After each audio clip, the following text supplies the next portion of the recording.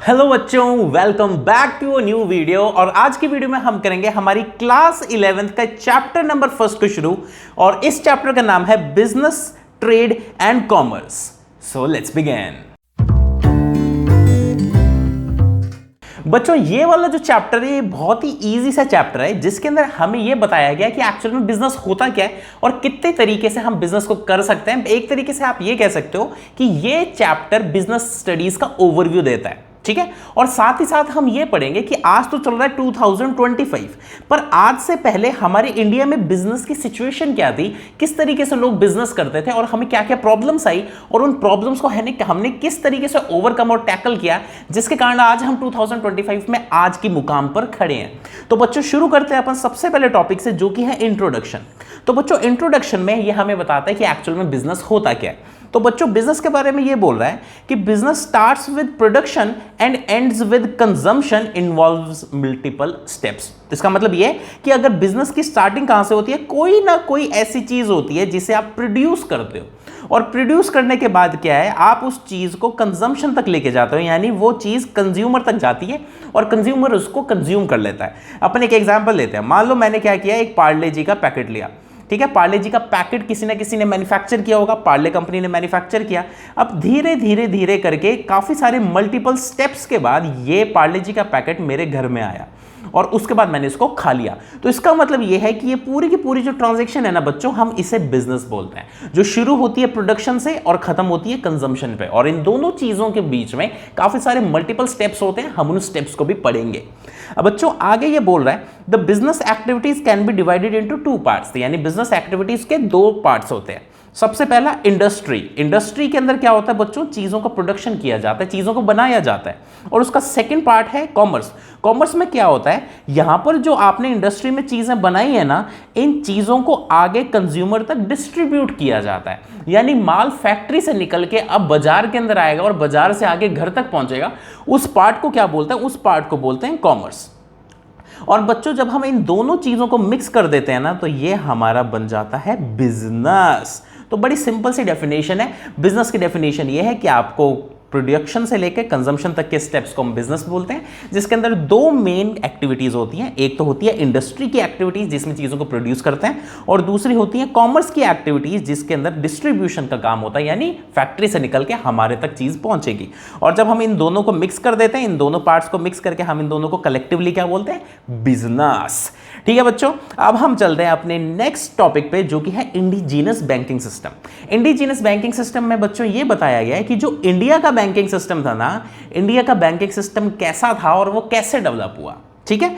तो सबसे पहले ये बोल रहा है कि इंडिजीनस बैंकिंग सिस्टम में दो तरीके के टूल्स आए। सबसे पहले टूल का नाम है हुंडी और दूसरे टूल का नाम है चिट्ठी। ये क्यों किए गए थे, ताकि सेफली पैसे को ट्रांसफर कर सके। अब ये तुम्हें समझ नहीं आया होगा, आई कैन अंडरस्टैंड इट। हम इसको समझते हैं कि एक्चुअली ये क्या बोल गया। तो बच्चों, हम बात कर रहे हैं 1910 की, यानी बहुत पुराने टाइम की। यहां पर एक शहर है, शहर नंबर ए, और यहां पर एक शहर है, शहर नंबर बी, और इन दोनों के बीच में बच्चों घना घंघोर जंगल है, ठीक है। अब यहां पर मान लो कोई ट्रेडर है, कोई ट्रेडर आपके शहर नंबर ए से चल के जंगल को पार करके शहर नंबर बी में अगर पहुंचना चाहता है, तो आपको पता है कि पुराने टाइम के अंदर काफी सारे लुटेरे होते थे। ये चांस बहुत हाई है कि इस बंदे को कोई ना कोई लुटेरा जंगल के बीच में मार के इसका पैसा लूट ले। समझ रहे हो आप बात को। तो बच्चों, इस प्रॉब्लम के सॉल्यूशन के लिए क्या निकाला गया, ट्रेडर को बोला गया कि भाई दो चीजें हैं तेरे पास दो ऑप्शन है। एक तो है हुंडी का, ऑप्शन नंबर 1 हुंडी, और ऑप्शन नंबर 2 है चिट्ठी। ऑप्शन नंबर 2 हमने क्या बोला, चिट्ठी।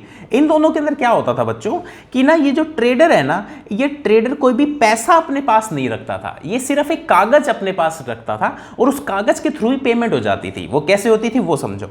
मान लो एक ना बहुत बड़ा यहां पर सेठ बैठा है, उस सेठ ने क्या किया, एक कागज पे लिख के दे दिया कि भाई 100 रुपए मैं तेरे को ना शहर नंबर बी में जाके दूंगा, मेरा एक एजेंट बैठा है शहर नंबर बी में, तो ये कागज उसके पास लेके चला जाना, शहर नंबर बी वाला एजेंट तेरे को पैसा दे देगा। अब बच्चों, कितना आसान हो गया। जैसे ही ये ट्रेडर अपने जंगल को पार करेगा तो उसको डर नहीं है, क्योंकि इसके पास पैसा तो है ही नहीं, इसके पास एक कागज है। और अगर ये सेफली पार हो जाता है तो यहां पर जाके ये एक दूसरे एजेंट को वो कागज दिखाएगा और इसे पेमेंट मिल जाएगी। तो इससे क्या हुआ बच्चों, ट्रेड करना बहुत ज्यादा आसान हो गया। और इसी के साथ साथ हुंडी और चिट्ठी के साथ ही हमारी इंडिया में बच्चों सबसे पहले क्रेडिट की ट्रांजैक्शन शुरू हुई। क्रेडिट की ट्रांजैक्शन शुरू हुई यानी शहर ए का बंदा एक कागज पे लिख के दे देता था कि हाँ भाई मैं उधार पर पैसा दूंगा या लूंगा, यानी उधार की बातें शुरू किसके थ्रू हुई? हुंडी और चिट्ठी की वजह से। तो यानी ये हमारे इंडिजीनियस यानी इंडिया के बैंकिंग सिस्टम में एक बहुत ही तगड़ा टर्निंग पॉइंट था, जिसकी वजह से हमारा आज का जो प्रेजेंट में आप बैंक देखते हो वैसे बैंक्स डेवलप हो पाए। अब बच्चों मैं इसको रीड करते हैं, देखना अब आपको समझ में आएगा। अब ये कह रहा है emergence of tools like hundi and chitthi to safely transfer money and facilitate trade, यानी हुंडी और चिट्ठी के कारण हम आसानी से पैसा सेफली ट्रांसफर कर पाए और ट्रेड के अंदर भी बरकत होने लगी। आगे कह रहा है hundi were written in local languages and helped avoid theft during long travels. तो यानी हुंडी लोकल लैंग्वेजेस में लिखी जाती थी, जैसे अगर तमिल का बंदा है तो तमिल में लिखते थे, राजस्थान में बंदा है तो राजस्थानी के अंदर लिखते थे, लोकल लैंग्वेजेस में उसको लिखा जाता था। और ये लॉन्ग ट्रेवल में ताकि कोई धोखाधड़ी या फिर मार काट ना हो जाए तो पैसा हमारा सेफ रहे, तो उसके लिए है ये डेवलप किए गए थे। अब कितने तरीके की हुंडी होती है बच्चों? हमारे पास 5 तरीके की हुंडी होती है। सबसे पहली है दर्शनी जोग। दर्शनी जोग के अंदर किसी भी इंसान को पेमेंट कर दी जाएगी। दूसरी है शाह जोग। शाह जोग क्या होता था? जो कि बहुत ही बड़े और रिस्पेक्टेबल लोग थे उनके लिए यह हुंडी बनी थी।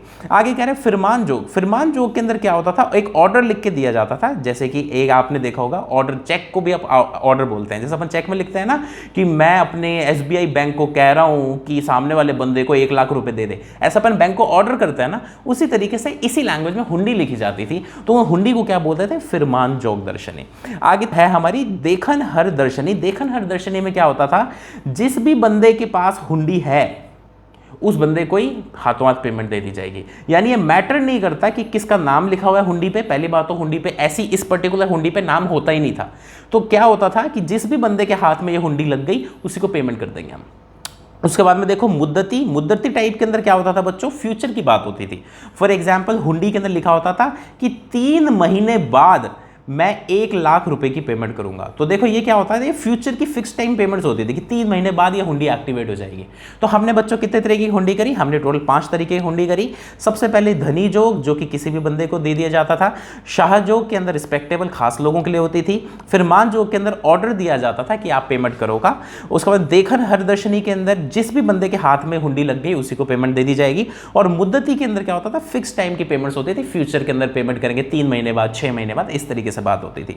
अब बच्चों हम अपने ग्रोथ ऑफ ट्रेड सेंटर्स की बात करते हैं, यानी जो हमारे क्या हुआ बच्चों, सीधी सी बात है, जब किसी कंट्री के अंदर ट्रेड ज्यादा होगा ना तो कुछ ऐसे शहर डेवलप होने लग जाते हैं जिनके अंदर ना बहुत ही ज्यादा कॉमर्शियल एक्टिविटी होती है। फॉर एग्जांपल अगर आज मैं इंडिया की बात करूं तो इंडिया के अंदर सूरत और वहां पे साउथ के अंदर बॉम्बे, ये कुछ ऐसे हमारे शहर हैं कंट्री के जिसके अंदर ट्रेड बहुत ज्यादा होता है। ठीक है, तो उसी तरीके से हमारे भी पुराने टाइम में इंडिया के अंदर कुछ ऐसे शहर डेवलप होने लग गए जिनके अंदर बहुत ज्यादा कॉमर्शियल एक्टिविटी और ट्रेड होता था। ठीक है, उन सारे शहरों के नाम क्या है? उन शहरों के नाम थे बच्चों जैसे कि पाटलिपुत्र, पेशावर, तक्षशिला, सूरत, उज्जैन, ये सारे ऐसे शहर थे जिनके अंदर ट्रेड बहुत ज्यादा होने लगा और कॉमर्शियल एक्टिविटी बहुत ज्यादा होती थी।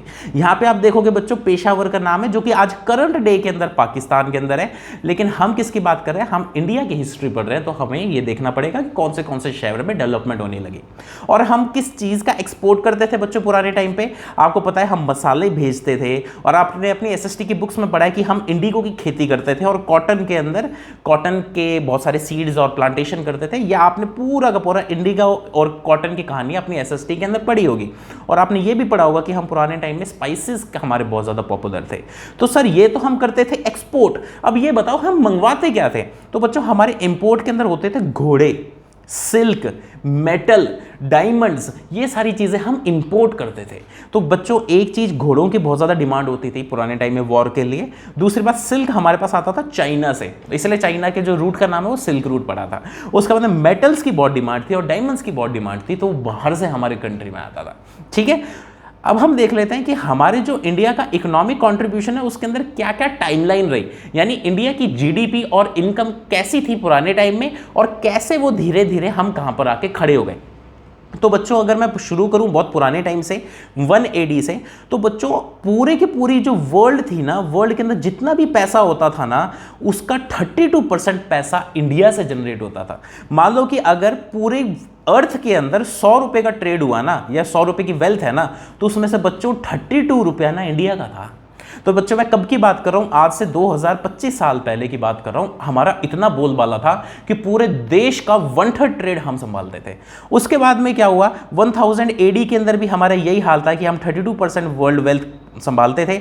ये मैं बात कर रहा हूं 1025 साल पहले की, तो वहां तक भी हमारा अच्छा खासा था। उसके बाद में क्या हुआ, 1700 और 1750 के अंदर हमारा थोड़ा सा ना कंट्रीब्यूशन कम हुआ, 32% से गिर के वो 25% हो गया। यानी अब वर्ल्ड का 25% इंडस्ट्रियल आउटपुट हमारा इंडिया का होता था।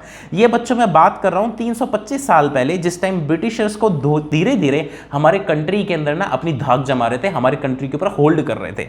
तो देखो सबसे इंपॉर्टेंट चीज आपको यहीं पे देखने में लग गया कि जो हमारा डाउनफॉल आया था वो ब्रिटिशर्स की एंट्री के साथ हुआ। क्यों? क्योंकि उन्होंने क्या किया, इंडिया से कच्चा माल तो खरीदा ही, उन्होंने खरीदा भी काय लूट के लेके गए, इंडिया से कच्चा माल लूटा और वहां पे जाके अपने यूके के अंदर इन्होंने अपने जो जितने भी फैक्ट्रीज हैं, फैक्ट्रीज को बोला कि आप फाइनल माल आप बनाओगे। तो ऐसे केस में हमारे पास, इंडिया के पास इनकम अब गिरनी शुरू हो गई थी। और बच्चों इतनी बुरी हालत हुई थी कि 1900 एडी यानी आज से 125 साल पहले की अगर हम बात करें ना, हमारा कहां ट्रेड 32% होता था, वो गिर के सिर्फ 2% रह गया था। क्योंकि एक चीज कही जाती है ना कि कभी भी किसी इंसान को अगर उसका कॉन्फिडेंस ही खत्म कर दिया जाए, किसी कंट्री का भी कॉन्फिडेंस खत्म कर दिया जाए, तो उसको वापस खड़े होने में बड़ी दिक्कत आती है। तो बच्चों हमारी हालत ये रह गई थी कि हम वर्ल्ड का सिर्फ 2% ट्रेड हैंडल करते थे। और अगर हम 1991 की कहानी, आपको पता है कि हमारे देश की हालत इतनी गंदी हो गई थी कि उसके बाद में हमने एलपीजी पॉलिसी लाए थे, डॉक्टर मनमोहन सिंह जी, उन्होंने इकोनॉमिक लिबरलाइजेशन के थ्रू हमारी कंट्री को बचाया था, उसकी इकोनॉमी को बचाया था। ठीक है बच्चों, तो इसके साथ ही हमारा जो इंडिया का हिस्ट्री है ना, ट्रेड का, इंडिया का हिस्ट्री खत्म होता है। नेक्स्ट क्लास में बच्चों हम पढ़ेंगे कि कंसेप्ट ऑफ बिजनेस क्या है, बिजनेस में कितने तरीके की इंडस्ट्रीज होती हैं, कॉमर्स क्या होता है, रिस्क क्या होता है, इन सारों की बातें हम करेंगे नेक्स्ट क्लास में। तब तक ले बाय बाय और ढंग से पढ़ते रहो।